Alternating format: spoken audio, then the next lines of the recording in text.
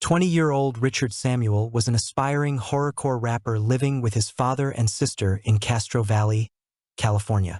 Richard was mercilessly teased and bullied in high school, primarily because of his red hair and weight, but he was very submissive and didn't fight back. As a result, he dropped out of 2 different high schools and never graduated. For a while, he worked as a graphic designer and was skilled at making websites.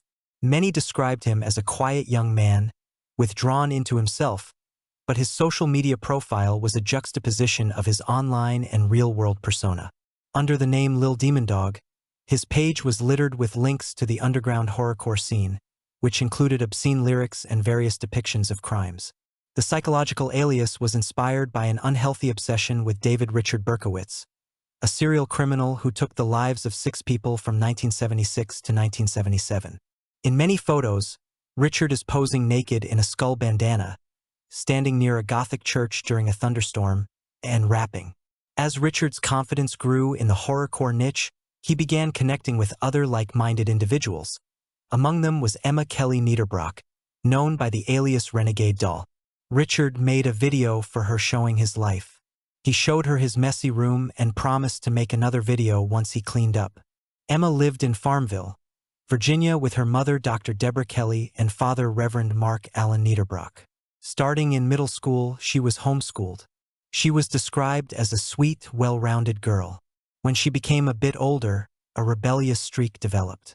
She started listening to horrorcore.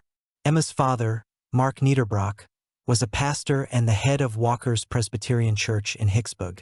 Her mother, Deborah Kelly, was a professor of sociology and criminology at Longwood University and a beloved mentor to her students. When her parents separated, Mark moved out of the family home. Nevertheless, the parents maintained a friendly relationship. However, at this point, Deborah began to worry about Emma's interest in horrorcore. So all 3 family members sought counseling. Emma also met one of her best friends, Melanie Wells, online, a popular horrorcore performer known as Razorbell. In the horrorcore community, artists and fans often bonded and frequently communicated online. Razorbell befriended both girls separately during chats on the social network. They bonded with Emma not only because of their mutual love for horrorcore, but also because they could relate on a deeper level. Both loved photography, doing makeup and hair, and they both had fathers who were Presbyterian ministers. When Rosabelle learned that Melanie and Emma lived near each other, she decided to introduce them. Melanie also had an online alias. She posted photos of herself in cemeteries, and her interests included cigarettes, alcohol, lust, blood and mutilation, and open graves. Once she met Emma, the girls became inseparable. Emma, Melanie, and Richard were brought together through this online community, and unbeknownst to the girls, their fate was sealed. Soon the relationship between Emma and Richard became somewhat romantic. Richard called Emma his online girlfriend. Razorbell says Emma never called Richard her boyfriend but said they were close. Nevertheless, they exchanged flirtatious messages for about a year before planning to meet in person. The 3 hatched a plan to attend a music festival in Southgate, Michigan, called Strictly for the Wicked, but they needed help.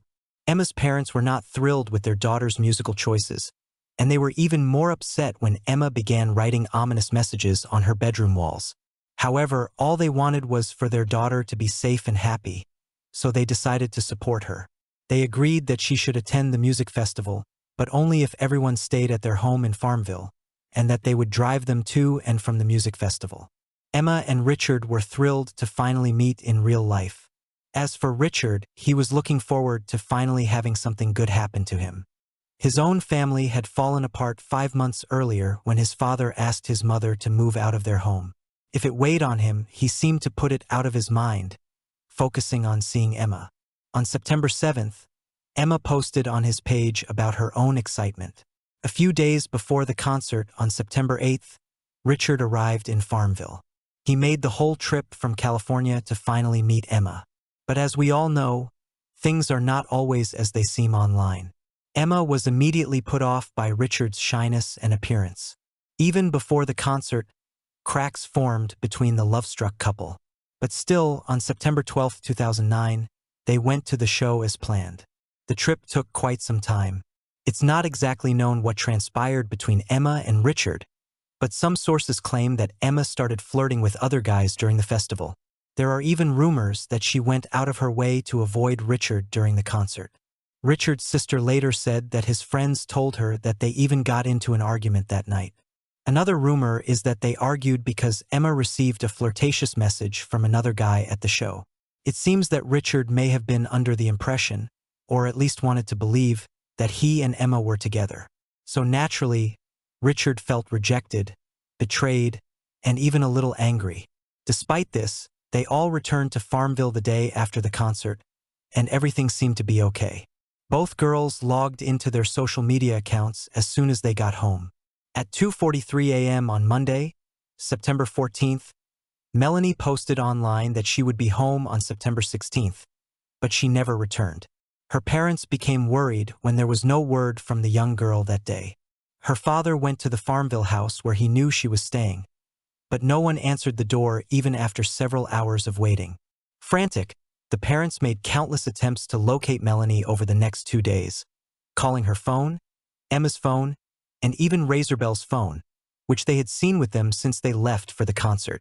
But then they managed to get through to Richard. Something was off. But when they talked to him, he told them a new story each time about the girl's whereabouts. They called the Farmville police and demanded a welfare check, but the officers found nothing suspicious. That same day, Melanie's mother, Kathleen, also contacted Mark Niederbrock and asked if he could go check on the house. He agreed, and Kathleen felt relief that she would finally get answers soon. But her relief was short-lived. Several hours passed, and there was still no call from Mark. Later that night, still without an answer, Kathleen called the police again. They arrived at the Farmville house and were met at the front door by Richard, who explained that the girls had gone to the movies. The officers left without looking inside the house. But naturally, Kathleen was not satisfied with Richard's answer. She called the house again and spoke to him one more time. But this time, instead of an excuse, he simply stated that the girls could not answer phone calls. Kathleen insisted that Richard call the police himself. And amazingly, he did. Richard called 911.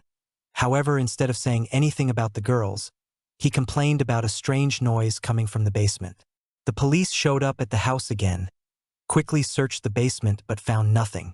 The next day, when neighbors passed by the house, they noticed that even from the street, there was a foul stench, which they attributed to an animal. It's surprising that the police did so little to investigate this situation after receiving numerous phone calls that the girls had not been heard from for several days and the alleged noises in the basement. The police certainly had the opportunity to legally do much more than they did. It's unlikely that they didn't notice the smell that people in close proximity to the house were talking about. On September 17th, Richard called home. His sister said he was checking to see if his family was okay, and he ended the message with, "I love you guys." Hearing this, his sister realized something was wrong. As soon as Richard felt betrayed by Emma, his online girlfriend, that traitorous feeling unleashed a hidden anger and hatred towards others. Kathleen kept calling the police to help find Melanie. After Kathleen's incessant calls, the Farmville police returned to the house the next day, September 18th. But this time, they were stopped by a terrible smell from behind the closed front door, an all too familiar sinister odor. Officers quickly entered the house and stumbled upon what was later described as a bloodbath. 3 bloodied bodies were found in a bedroom on the first floor, and a 4th body was later discovered in an upstairs bedroom. The unrecognizable victims were identified as Mark Niederbrock, Deborah Kelly, Emma Niederbrock, and Melanie Wells. Melanie, Emma, and Deborah were ruthlessly beaten in their beds as they slept. Several types of weapons were found at the crime scene, but experts believe the injuries were inflicted with a wooden hammer taken from the family's backyard. When Mark appeared to check on the girls, he was attacked from behind with the same tool. Since there was no evidence that Mark tried to fight back, it looked as if he was ambushed as he entered the house. The father was beaten so savagely that the wooden floor beneath him was nearly destroyed and soaked with blood. None of the 4 victims had defensive wounds, and they all died from blunt force trauma to the head.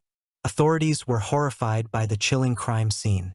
But more than that, They faced the realization that during their previous visits to the house, they had unknowingly overlooked bloody evidence. But something was missing. There was no sign of Richard anywhere. Earlier that same day, around 4 a.m., Richard had stolen and crashed Mark's car. Unaware of the horrors he had committed and that the car he crashed was stolen for his getaway, police officers issued him a summons for driving without a license. The officer even went so far as to help give him a ride on the tow truck and simply let him go. Around 6 a.m., the tow truck driver dropped Richard off near a 24-hour store and reported that there was an extremely unpleasant, putrid smell coming from Richard. Nevertheless, Richard seemed to pay no attention to the foul odor. Once at the store, Richard called a cab to go to Richmond International Airport. In a strange twist of fate, on the way to the airport, the cab was pulled over by a police officer for speeding. Richard simply calmly exited the vehicle and smoked on the side of the road until the incident was settled, as if he didn't give a damn about the whole world. Even after 2 very close encounters with law enforcement, little did anyone know the true horror he had left behind. Just a few hours after the crime scene was discovered, a man named Anders Shrim called the police. Shrim was a friend of the horrorcore rapper Razorbill.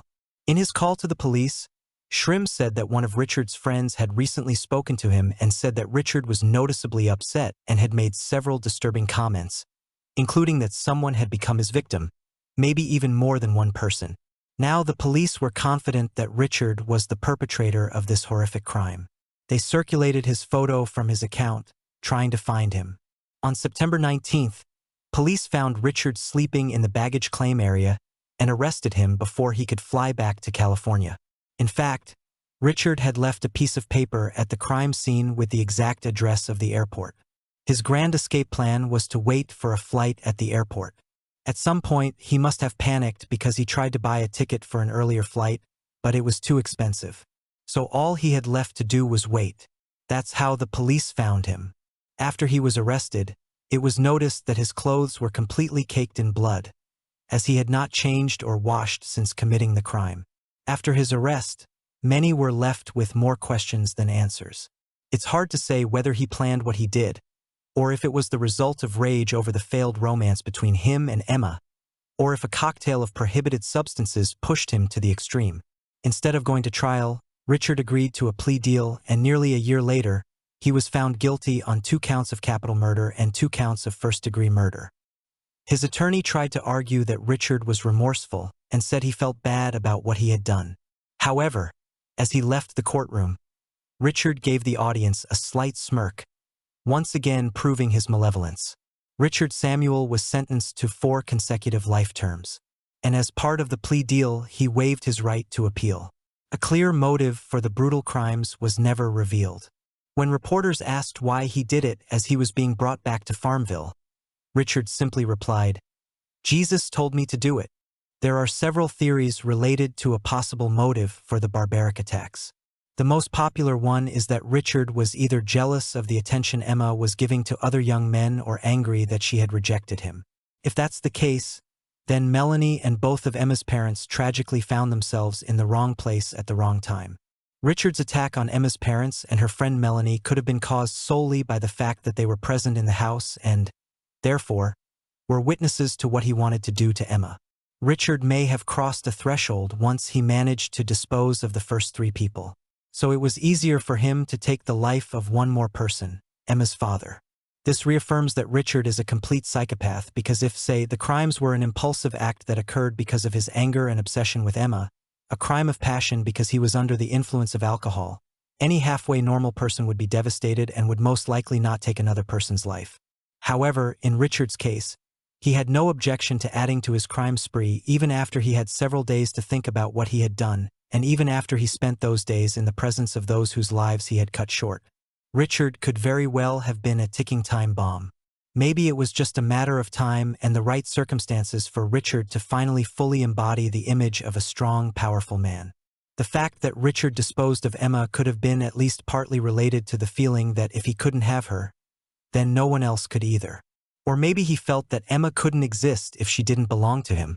He wanted to get revenge on Emma for rejecting him. But the revenge turned out to be too horrible. Thank you for watching. I recommend watching other stories. Click right now. Also, don't forget about the bell and subscribe to our channel. Click the bell and subscribe to our channel.